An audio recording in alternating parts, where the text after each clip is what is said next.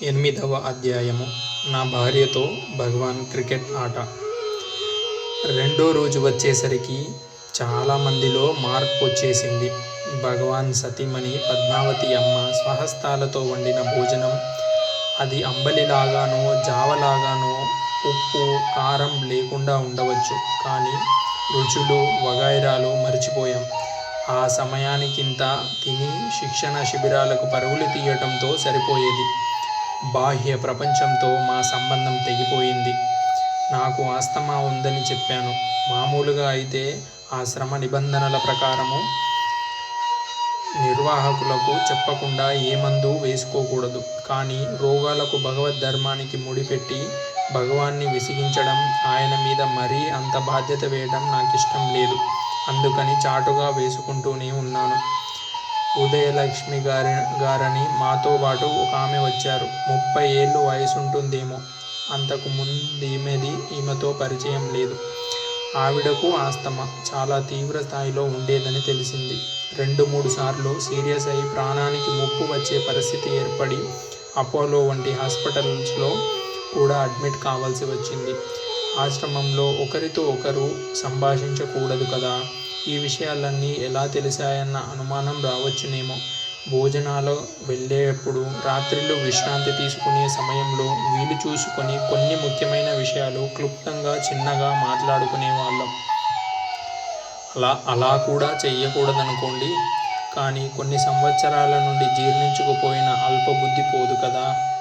మాలో కొంతమంది మాత్రం ఈ మౌనవ్రతాన్ని చాలా కఠినంగా పాటించేవాళ్ళు. లోపలి అహంకారము, నేను అనే పాడుబుద్ధి ఎప్పటికప్పుడు మార్పు వైపు ముందుకు సాగనివ్వకుండా అడ్డు తగులుతూనే ఉండేది. ఉదయలక్ష్మి గారి గురించి చెప్తున్నాను. సాధకుల్లో ఉన్న భక్తి శ్రద్ధలు, నమ్మకము, అంకితభావము ఒకరికి ఇంకొకరికి ఎంత తేడానో, స్థాయి భేదం ఎంత ఉంటుందో చాలా తేలిగ్గా అంచనా వేయవచ్చు. ఆమె ఏమైనా సరే నేను మందు వేసుకోను, నా గురించి భగవానే చూసుకుంటారు అని భీష్మించు కూర్చుంది. మొదట్లో ఆస్తమా ఎక్కువైనట్లు అనిపించి ఉక్కిరిబిక్కిరైపోయింది. అయినా లెక్క చేయలేదు. ఆమె గురువు కవితాజీ అనుకుంటాను. పరిస్థితి చూసి కవితాజీ భగవాన్ దగ్గరికెళ్ళి అడిగొచ్చింది. మందు అవసరం లేదు, అదే తగ్గిపోతుంది అన్నారు భగవాన్. ఆ రాత్రే ఆమెకు బాగా తగ్గిపోయింది. అక్కడున్నన్ని రోజులలో ఆమెకు ఆస్తమా రాలేదు. ఆ తర్వాత కూడా రాలేదని తెలిసింది. ఇంకో చిత్రం చెప్తాను. నా భార్యకు ఆర్థరైటిస్ చాలా తీవ్ర స్థాయిలో ఉంది. మందులు వాడుతున్నప్పుడు తగ్గుతూ ఉండడం, మళ్ళీ తిరగబెడుతూ ఉండడం, ఇలా కొన్ని సంవత్సరాల బట్టి జరుగుతోంది. అదలా ఉంచి కుప్పంలోని ఆశ్రమంలో ఓ తెల్లవారుజామున స్నానం చేసి వస్తూ కాలు జారి క్రింద పడింది. దెబ్బలు బాగా తగిలాయి. కాలు బెణికి నడవలేని స్థితిలోనూ, కుడి చెయ్యి బెణికి చెయ్యి ఎత్తలేని స్థితిలోనూ ఉంది. అతి ప్రయత్నం మీద ఆమెను నడిపించుకుంటూ ఆశ్రమంలోని పార్కులోకి తీసుకొచ్చి సిమెంట్ బెంచ్ మీద కూర్చోబెట్టాను. శిక్షణా తరగతి ప్రారంభం కావడానికి ఇంకా 10 నిమిషాల కంటే వ్యవధి లేదు. ఏం చెయ్యాలి? శిక్షణ నుంచి విరమింపజేసి నివాసం కోసం ఏర్పాటు చేసిన కాటేజీలోనే విశ్రాంతి తీసుకోమని చెప్పనా?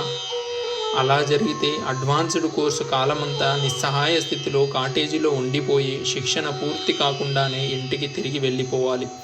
అడ్వాన్స్డ్ కోర్సు పూర్తి చేస్తేనే కానీ సాధకునిలో పరిపూర్ణత రాదు. అది పూర్తి చెయ్యకపోతే భగవద్ధర్మం చాలా వరకు అందుకోనట్లే. అంటే మళ్ళీ ఇంకోసారి రావాలి. ఈ సందిగ్ధావస్థలో ఏం చెయ్యాలో తెలియని పాలుపోని స్థితిలో నిస్సహాయంగా నిలబడి ఉన్నాను.